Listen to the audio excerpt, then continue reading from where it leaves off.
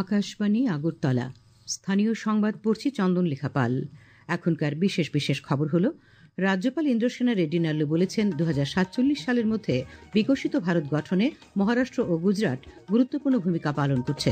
সমাজ কল্যাণ ও সমাজ শিক্ষা দপ্তর আজ থেকে অটল বিহারী বাজপেয়ী রিজিওনাল ক্যান্সার হাসপাতালে হেল্প ডেস্ক চালু করেছে। প্রধানমন্ত্রী নরেন্দ্র মোদী আজ মুম্বাইয়ের জিও ওয়ার্ল্ড কনভেনশন সেন্টারে প্রথম world audio visual entertainment summit WAVES 2025 উদ্বোধন করেন। রাজ্যভিত্তিক অনূর্ধ্ব 15 ক্রিকেটে সদর এ ফাইনালে উঠেছে। এবারে আসছে বিস্তারিত সংবাদে। রাজ্যপাল ইন্দ্রসেনা রেড্ডি নাল্লু বলেছেন 2047 সালের মধ্যে বিকশিত ভারত গঠনে মহারাষ্ট্র ও গুজরাট গুরুত্বপূর্ণ ভূমিকা পালন করছে। মহারাষ্ট্র ও গুজরাট রাজ্য প্রতিষ্ঠা দিবস উপলক্ষে আজ রাজভবনে আয়োজিত এক অনুষ্ঠানে রাজ্যপাল কথা বলেন। তিনি বলেন, দুটি রাজ্যই গুরুত্বপূর্ণ।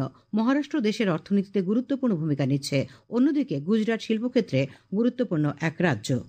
Celebrating the formation days of Gujarat and Maharashtra is a wonderful way to honor their unique linguistic and historical contributions while reinforcing the idea that nation first unites us all.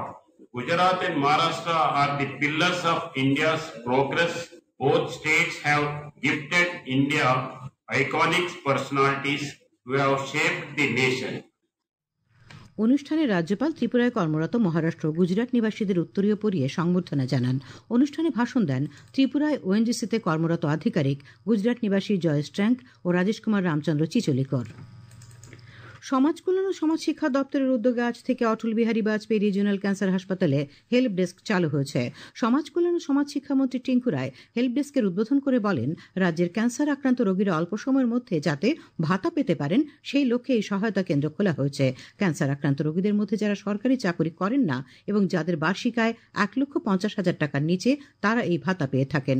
ইতিমধ্যে রাজ্যে প্রায় 4,000-এর মতো ক্যান্সার আক্রান্ত রোগী এই ভাতা পাচ্ছেন বলে উল্লেখ করেন তিনি।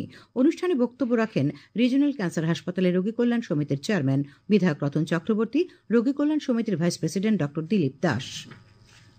পর্যটন মন্ত্রী সুশান্ত চৌধুরী আজ চম্পকনগর থেকে খয়রপুর পর্যন্ত জাতীয় সড়কের প্রশস্তকরণের কাজের অগ্রগতি পর্যালোচনা করেন। বৈঠকে উপস্থিত ছিলেন পশ্চিম জেলার জেলাশাসক ডক্টর বিশাল কুমার, জিরানিয়ার মহকুমা শাসক এবং স্থানীয় জনগণ। মৎস্যমন্ত্রী সুধাংশু দাস মৎস্য দপ্তরের কাজকর্ম নিয়ে আজ আগরতলার গোর্খাবস্তিতে এক পর্যালোচনা বৈঠক করেন। বৈঠকে চলতি অর্থবছরে মৎস্য দপ্তরের পরিকল্পনা নিয়ে বিস্তারিত আলোচনা করা হয়। তাছাড়া চলতি প্রকল্পগুলির কাজের অগ্রগতি নিয়ে মৎস্য দপ্তরের আধিকারিকদের কাছ থেকে অবহিত হন তিনি।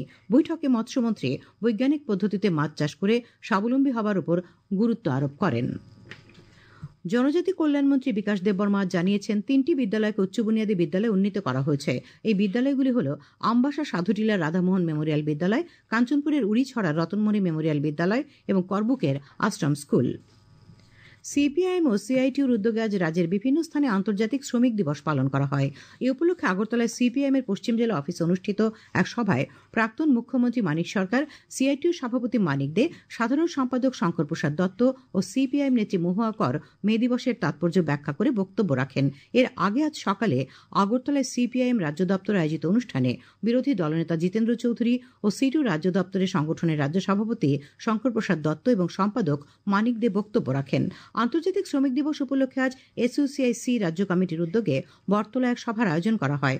বক্তব্য রাখেন সংগঠনের রাজ্য সম্পাদক অরুণ ভৌমিক। প্রফেশনাল সেলস রিপ্রেজেন্টেটিভ ইউনিয়নের উদ্যোগে আন্তর্জাতিক শ্রমিক দিবস উপলক্ষে একটি র্যালি আগরতলা শহরের বিভিন্ন পথ পরিক্রমা করে। সাবরুমে আয়োজিত কর্মসূচিতে উপস্থিত ছিলেন সিপিআইএম জেলার ভারপ্রাপ্ত সম্পাদক মিহির পাটারি ও সিটুর সাবরুম মহকুমার সম্পাদক দীপক দে। বিলিয়নিয়ার অনুষ্ঠানে উপস্থিত ছিলেন বিধায়ক দীপঙ্কর সেন এবং সিপিআইএম বিলোনিয়া মহকুমার সম্পাদক বিজয় তিলক। খবর প্রচারিত হচ্ছে আকাশবাণীর আগরতলা কেন্দ্র থেকে। প্রধানমন্ত্রী নরেন্দ্র মোদী বলেছেন, বিশ্বব্যাপী সৃজনশীলতার নেতৃত্ব দেওয়ার জন্য ভারতের জন্য এটি উপযুক্ত মুহূর্ত।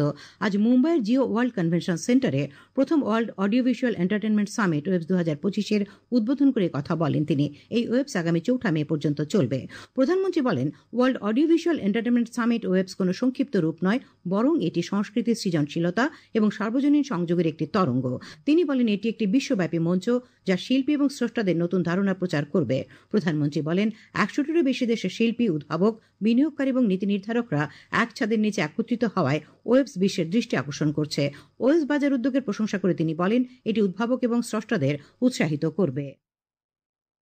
वेब समिट के जरिए भी आपको एक बड़ा प्लेटफॉर्म मिलेगा, एक ऐसा प्लेटफॉर्म जहां क्रिएटिविटी और कोडिंग एक साथ होगी, जहां सॉफ्टवेयर और स्टोरी टेलिंग एक साथ होगी, जहां आर्ट और ऑगमेंटेड रियलिटी एक साथ होगी।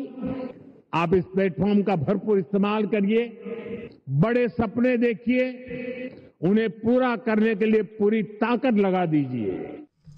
প্রধানমন্ত্রী বলেন, ওয়েব সামিট বিশ্বব্যাপী মঞ্চে ভারতের সৃজনশীল শক্তি তুলে ধরে।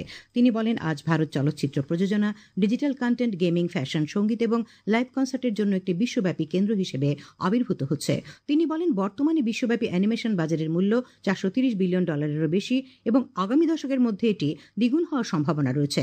প্রধানমন্ত্রী বলেন, এটি ভারতের অ্যানিমেশন এবং গ্রাফিক ডিজাইন শিল্পের জন্য বিশ্বব্যাপী উন্নতি এবং নিজেকে প্রতিষ্ঠিত করার জন্য একটি উল্লেখযোগ্য সুযোগ উপস্থাপন করে। শ্রী মোদী আরও বলেন যে দেশটি তৃতীয় বৃহত্তম অর্থনীতিতে পরিণত হওয়ার জন্য প্রচেষ্টা চালাচ্ছে এবং এটি বিশ্বের তৃতীয় বৃহত্তম স্টার্ট আপ ইকোসিস্টেম। তিনি বলেন, বিকশিত ভারতের দিকে যাত্রা সবেমাত্র শুরু হয়েছে। मुझे विश्वास है ये प्लेटफॉर्म हमारे क्रिएटर्स को ग्लोबल स्टोरी टेलर से कनेक्ट करेगा, हमारे एनिमेटर्स को ग्लोबल विजनरी से जोड़ेगा, हमारे गेमर्स को ग्लोबल चैंपियंस में बदलेगा। প্রধানমন্ত্রী বলেন, ভারতীয় চলচ্চিত্র এখন বিশ্বের প্রতিটি কোণে পৌঁছে যাচ্ছে এবং আজ 100টিরও বেশি দেশে ভারতীয় চলচ্চিত্র মুক্তি পাচ্ছে। তিনি বলেন, দেশের ওটিটি সেক্টরে অসাধারণ প্রবৃদ্ধি ঘটেছে। প্রধানমন্ত্রী দেশের যুব সমাজকে বিশ্বের কাছে ভারতের অজস্র অকথিত কাহিনী তুলে ধরার মার্কিন প্রতিরক্ষা সচিব পিট হেগসেথ আজ প্রতিরক্ষা মন্ত্রী রাজনাথ সিং এর সঙ্গে কথা বলেছেন এবং পাহেলগামের সন্ত্রাসী হামলায় প্রাণহানির ঘটনায় গভীর সহানুভূতি প্রকাশ করেছেন। সচিব হেগসেথ বলেছেন যে আমেরিকা ভারতের সঙ্গে সংহতি প্রকাশ করে এবং ভারতের আত্মরক্ষার অধিকারকে সমর্থন করে। তিনি সন্ত্রাসবাদের বিরুদ্ধে ভারতের লড়াইয়ে মার্কিন যুক্তরাষ্ট্রের দৃঢ় সমর্থন পুনর্ব্যক্ত করেছেন। কথোপকথনের সময় প্রতিরক্ষা মন্ত্রী শ্রী হেগসেথকে বলেন যে পাকিস্তানের সন্ত্রাসী সংগঠনকে সমর্থন, প্রশিক্ষণ এবং অর্থায়নের ইতিহাস রয়েছে। শ্রী সিং বলেন যে পাকিস্তান একটি দুর্বৃত্ত রাষ্ট্র হিসেবে উন্মোচিত হয়েছে, যারা বিশ্বব্যাপী সন্ত্রাসবাদকে ইন্ধন যোগাচ্ছে এবং এই অঞ্চলকে অস্থিতিশীল করে তুলছে। তিনি আরও বলেন যে বিশ্ব আর সন্ত্রাসবাদের প্রতি চোখ বন্ধ করে থাকতে পারে না। তিনি বলেন, বিশ্ব সম্প্রদায়ের জন্য স্পষ্টভাবে এবং দ্ব্যর্থহীনভাবে সন্ত্রাসবাদের এই জঘন্য কর্মকাণ্ডের নিন্দা করা এবং এর বিরুদ্ধে আহ্বান জানানো গুরুত্বপূর্ণ। বিধায়ক সুদীপ রায় বর্মন ককবরক ভাষায় সমস্ত পাঠ্য বই রোমান স্ক্রিপ্টে ছাপানোর দাবি জানিয়েছেন। ককবরক এবং অন্যান্য সংখ্যালঘু ভাষা দপ্তরের অধিকর্তার কাছে লেখা এক চিঠিতে তিনি এই দাবি জানান। খেলার খবর, রাজ্যভিত্তিক অনূর্ধ্ব 15 ক্রিকেটের সদরে ফাইনালে উঠেছে। বিশালগড়ের মাঠে আসরের সেমিফাইনালে আজ সদর 37 রানে উদয়পুরকে পরাজিত করে। এদিকে তেলিয়ামুড়ার মাঠে খোয়াই ও কমলপুরের মধ্যে অপর সেমিফাইনাল ম্যাচটি বৃষ্টিতে পরিত্যক্ত হয়। এই ম্যাচটি আগামীকাল হবে। আসরের ফাইনাল হবে আগামী 3রা মে। ত্রিপুরা ফুটবল অ্যাসোসিয়েশন পরিচালিত আন্তঃজেলা ফুটবল প্রতিযোগিতার অনূর্ধ্ব 13 বছরের আসরে ধলাই জেলা ও গোমতী জেলা ফাইনালে খেলবে। আগামীকাল বিকেলে ফাইনাল ম্যাচ হবে। আজ উমাকান্ত মিনি স্টেডিয়ামে সকালে আসরের 2টি সেমিফাইনাল হয়।